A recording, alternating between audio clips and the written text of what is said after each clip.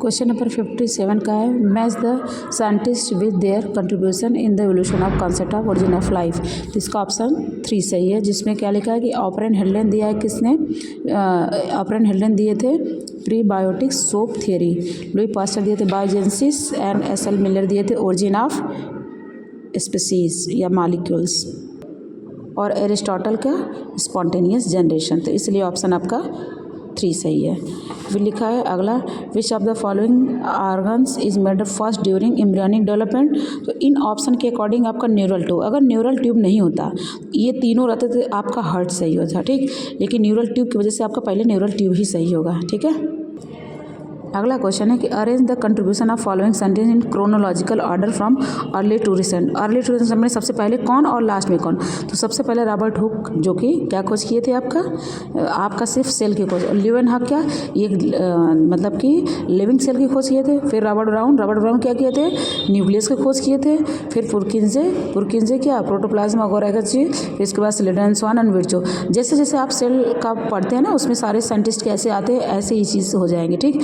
फिर अगला, seed develops from seed किससे बनता है, ओविल्स बनता है। अगला question, choose the most appropriate sequence in case of waste management. तो अगला सबसे सही ऑप्शन आपका, पहले प्रिवेंशन करिए, पहले रोक ही दीजिए कि कोई ज़रूरत नहीं है कूड़ा है करने के, लेकिन अगर कूड़ा हो जाता है तो पहले उसको रीयूज़ करिए।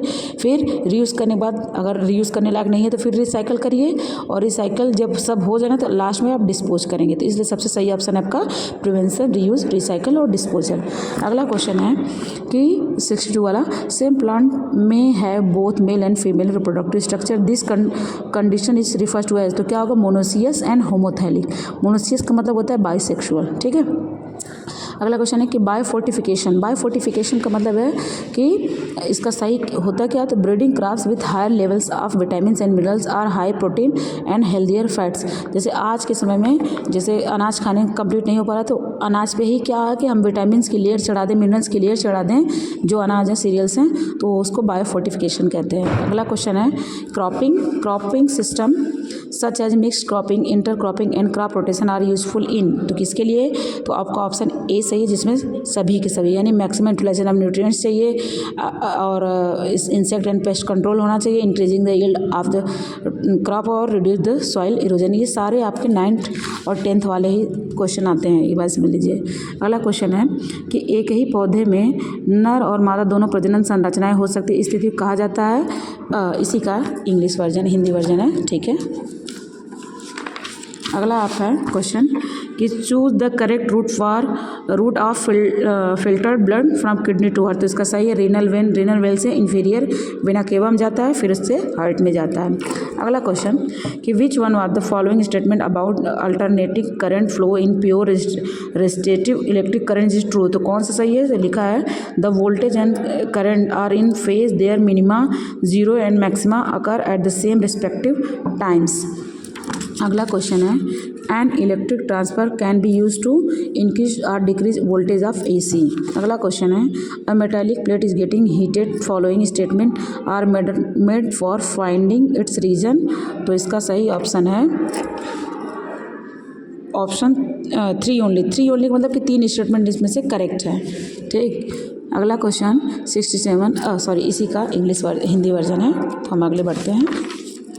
69 का क्वेश्चन है, which one of the following graph could correctly describe the variation of resistivity of copper as a function of temperature. तो आपका ऑप्शन 2 सही है, ठीक है। इन सब में ऑप्शन 2 सही है।